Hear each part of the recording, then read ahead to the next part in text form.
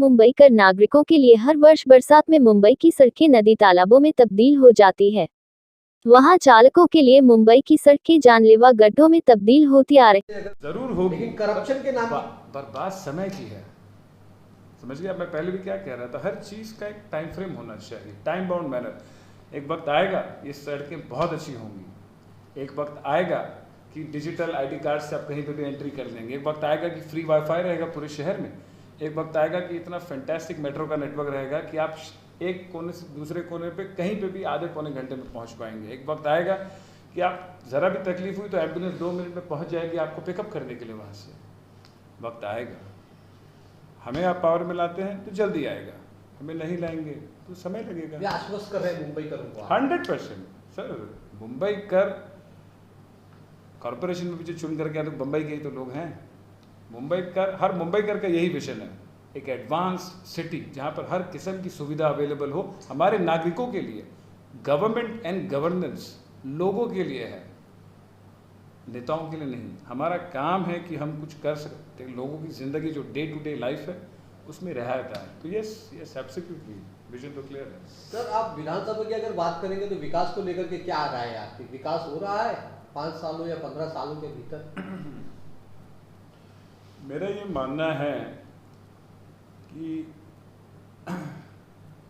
शिवाजी नगर मानपुर विधानसभा में विकास कार्य कोसों दूर है या विकास चल रहा है? मेरे हिसाब से पिछले 20 सालों में उधर पे कुछ हुआ ही नहीं है, टू बी वेरी फ्रैंक। वहाँ पे सिटिंग एमएलए भी हैं, वो समाजवादी पार्टी के हैं और शायद उनके 2 ही एमएलए हैं इस गवर्नमेंट, आई मीन इस असेंबली में। क्या है ना, उनकी गवर्नमेंट इतना कुछ कर पाते हैं, लिमिटेड बजट होता है एमएलए का, कोशिश करते हैं वहाँ के विधायक, नो डाउट, बट अनफॉर्चुनेटली उनका काम एब्सोल्युटली फेलियर रहा है। वहाँ पर पिछले 13 सालों में सिर्फ और सिर्फ डिग्रेडेशन हुआ है। पहले अगर कुछ था तो उससे बुरा ही हुआ है, इम्प्रूवमेंट नहीं हुआ है। पुरानी चीज़ों का रिपेयर मेंटेनेंस भी नहीं हो पा रहा है अभी तक, नई चीज़ तो बहुत दूर की बात है। एंड आने वाले इलेक्शन में हम कोशिश करेंगे, कांग्रेस पार्टी का जो उम्मीदवार होगा जो भी, उसे वहाँ से पावर पे लाएंगे। उसके बाद कुछ सालों के अंदर इम्प्रूवमेंट लेके आएंगे उस एरिया के अंदर। बट एब्सोल्युटली सही कह रहे हैं आप, वहाँ पर बहुत ही स्टैंड स्टिल है, जैसे 20 साल पहले जैसा था वैसा ही है, कुछ बदला ही नहीं है अनफॉर्चुनेटली।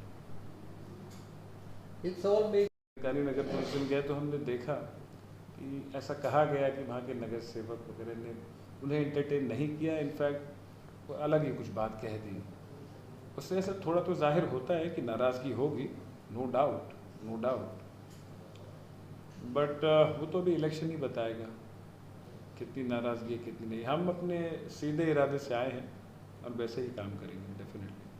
सर, मुंबई महापालिका के चुनाव को लेकर के मुंबई कांग्रेस पार्टी के महासचिव होने के नाते आप कितना आशा अश्वित हैं कि आने वाले मुंबई महानगर पालिका चुनाव में आप एम से 15 के 15 नगर सेवकों की संख्या कांग्रेस पार्टी के झंडे की तरह लाके? वादा करते हैं कि 15 के 15 पे लड़ेंगे ज़रूर और पूरी ताकत के साथ लड़ेंगे, पर रियलिस्टिक होना चाहिए। ऑप्टिमिस्टिक या पेसिमिस्टिक में कोई मज़ा नहीं है। हमारे डिसीजंस के ऊपर लोगों की ज़िंदगी डिपेंड होती है, राइट, पॉलिसीज़ डिपेंड होती है, तो हमें रियलिस्टिक होना चाहिए। रियलिस्टिकली स्पीकिंग उसमें से हम आधी भी ले आते हैं, हम उसे सक्सेस मानेंगे। जहाँ तक बात आती है मानपुर शिवाजी नगर की, उसमें भी हमारा ये मानना है कि अगर हम 5 ले आए तो सक्सेसफुल रहेंगे, लड़ेंगे 9 के 9 पर, और ऐसा लड़ेंगे कि अगली बार 9 की 9 ला पाएँ। पर 9 की 9 लाने के लिए पहली बार 4 से 6 लाना होगा हमें। तो रियलिस्टिकली स्पीकिंग इरादा है पूरी ताकत के साथ लड़ने का सारे वार्ड्स पर, एंड एटलीस्ट 50% वार्ड्स तो हमें जीत के लाना ही है वहाँ से। कांग्रेस पार्टी का बहुत बड़ा गढ़ रहा है शुरू से ही, एंड हर घर में कांग्रेस पार्टी का सपोर्टर है और पुराना कोई वर्कर है, तो उनको जगा के उनको वोटिंग बूथ तक लाना, वो हम काम कर रहे हैं। Let's see. सर, एक लास्ट जो लैंड है भूमाफियाओं के कब्जे में, यहाँ के जो सपा विधायक उन्होंने भी कहा है कि हमने, और ऐसे बहुत सी जन समाज सेवी संस्थाएं उन्होंने इस महात्मा प्रशासन को अवगत कराया है कि इनके कब्जे से जमीन को निकाला जाए और नागरिक सुविधा के लिए उपयोग किया जाए। 15% जो लैंड है इनके कब्जे में होने के चलते कोई नागरिक सुविधा इनको उपलब्ध नहीं हो पा रही। खुले में शौच की समस्या आज भी चल रही, लोग खुले मैदान में शौच कर रहे हैं। बिजली का सब स्टेशन पास हुआ है, 12 साल हो गए आज तक बिजली का सब स्टेशन नहीं स्थापित हो पा रहा है। हेल्थ जैसा आपने बताया ना, तो समाज कल्याण हॉल है। एक जमाने में कभी पूर्व गृह निर्माण राज्य मंत्री हुआ करते थे प्रोफेसर जावेद खान साहब के जमाने में, जो दी हुई सुविधाएं हैं, कब्रिस्तान का 12 एकड़ का वो था और आज घट के वो 6 एकड़ में आज 2 हो गया। तो बाकी सब कहाँ चली गई? कुछ चीज़ें इंक्रोच ज़रूर हो गई, कुछ चीज़ें गवर्नमेंट ने 95 की गवर्नमेंट ने कैंसिल करवा दिया था। क्या आप राज्य सरकार से मांग करेंगे जो कब्जाई जमीन है, शासन की जमीन है, उसको मुक्त करवाए? शासन की ज़मीन हो या कब्जा की ज़मीन हो या ज़मीन नहीं हो, शासन को देना होगा हमें अस्पताल और कॉलेज और स्कूलें, और वहाँ पर देना होगा बेहतर रोड्स। वो कैसे करना है वो गवर्नमेंट देखे। वहाँ पे लोग रहते हैं, उनके लिए सुविधा देनी होगी। आप वो जो एनक्रोच की गई है या गैंग वालों ने लेके कब्जा कर लिया ज़मीन, वहाँ से लाइए, आप कहीं और से निकालिए। आई डोंट मीन वो तो हमारा लुकआउट नहीं है एट ऑल। हम जब गवर्नमेंट में आएंगे तब ज़रूर देखेंगे।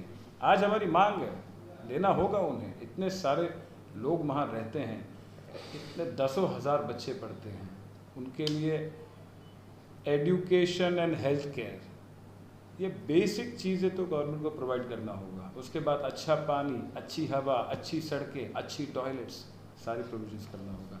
इसमें तो यशपाल जी कोई दो राय है ही नहीं। हम वही इसी के लिए तो आए हैं पॉलिटिक्स में। हम अगर मानकुट शिवाजी नगर में काम करते हैं तो इसी मकसद से तो करते हैं। सब कुछ जाएगा वहाँ पर और गवर्नमेंट को ही डालना होगा वो, क्योंकि गवर्नमेंट की जिम्मेदारी है वो अपने पॉपुलेशन के लिए प्रोविज़न करे। कॉन्स्टिट्यूशन में रिक्वायर्ड है।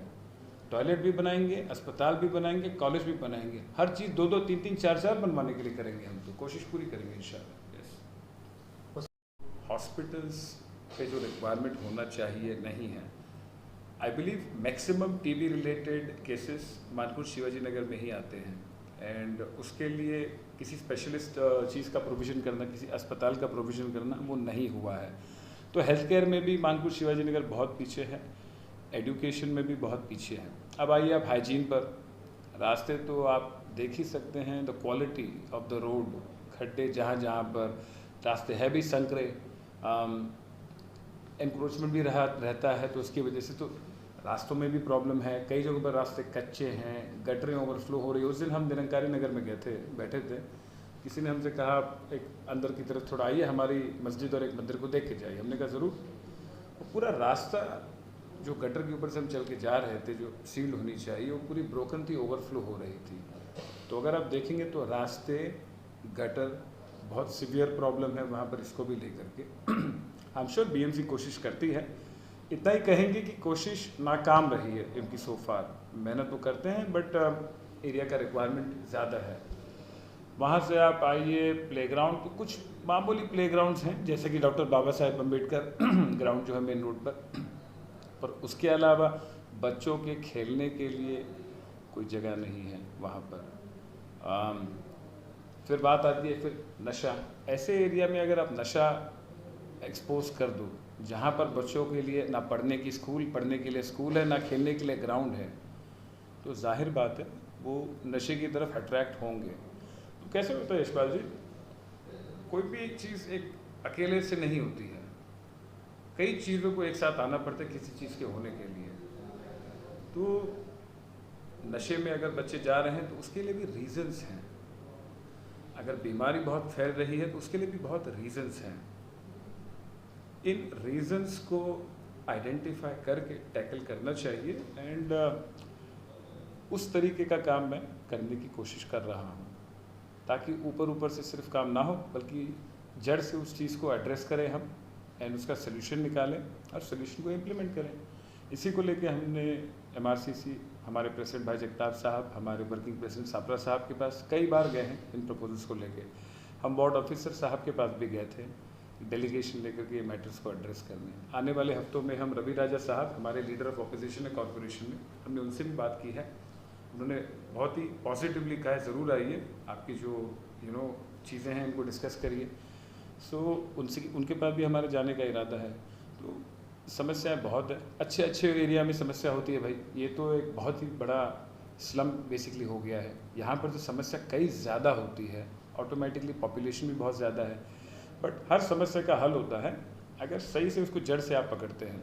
तो हम कोशिश यही करेंगे कि मानकुर शिवाजी नगर की समस्याओं को समझेंगे, जड़ से पकड़ेंगे और सही लोगों के पास जाके उस समस्या को सामने रख करके उनसे सोल्यूशन करवाएंगे।